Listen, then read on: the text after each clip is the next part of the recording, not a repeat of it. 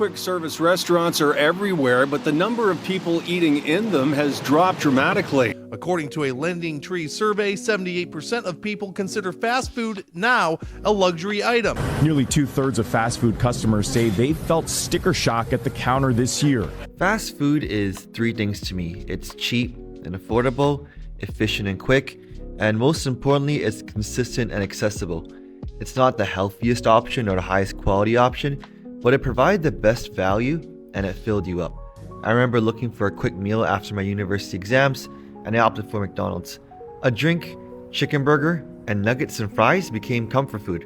I ate it throughout my whole life, and fast food became a great family option. Kids wanted to eat there, and for a great price, you could feed the whole family. But after the COVID-19 pandemic, prices really seemed to surge. 10 years ago, I was able to get a junior chicken for about $1.79 Canadian, and now it costs over $3. Same for the hash browns.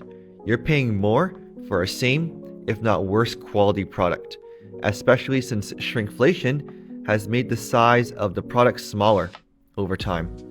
So over time, inflation will lead to a price increase. It's a natural necessity that prices will get more expensive over time. But I just didn't expect fast food to increase such at a high rate. Let's take a look at this graph over here. When it comes to fast food inflation, some places have actually doubled their prices. McDonald's has increased their prices by 100%, where the actual inflation has maybe over the last 10 years been 31%. So as you can see, establishments are very quick to increase prices. And business in general are quick to respond and adjust prices where they see fit. There are a lot of input costs when it comes to producing these similar products. You'll have to pay for the labor, the cost of materials, any overhead, utilities, salaries. So all of these costs add up. But disruptions in the supply chain due to COVID-19, a sudden spike in shipping costs, and local labor regulations have an impact on the pricing for fast food. So that's where fast food companies are coming from. They believe that since the cost of these products have gone up in making them, they have to also adjust for their prices too. In general, there's about three things that will drive the price increase for the cost of producing burgers. You have the raw materials, so like the meat, vegetables, and cheese. You have labor, and you also have the overhead, so rent, utilities, electric. In the past few years, the cost of producing burgers, especially raw beef, has skyrocketed.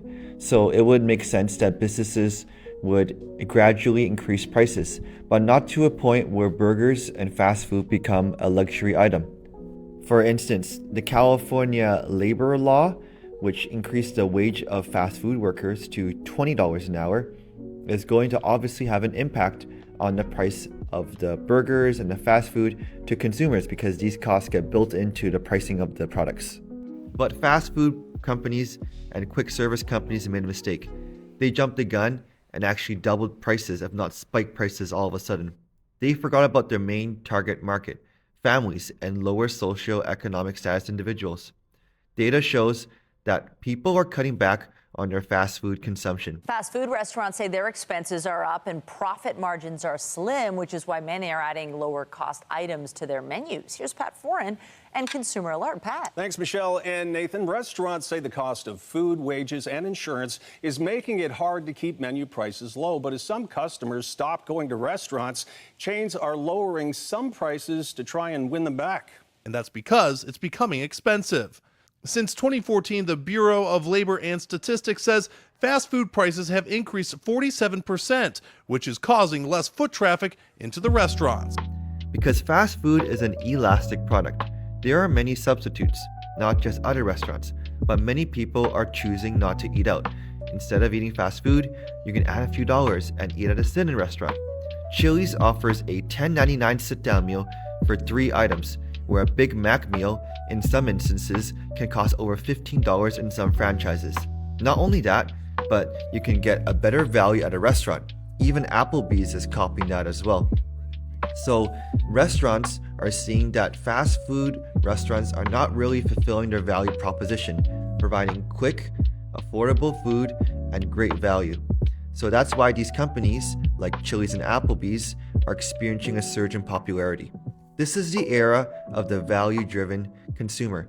With inflation and rising costs of living, consumers are looking for great products at an affordable price. When you increase prices so suddenly, consumers have to weigh the pros and the cons.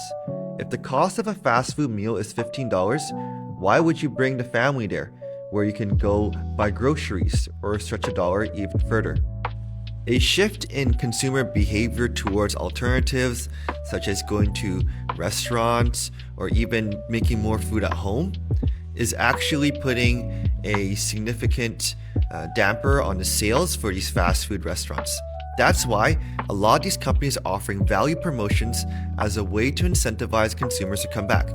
Promotional discounts through the app and coupons can bring back some consumers temporarily, but there needs to be a longer focus on value.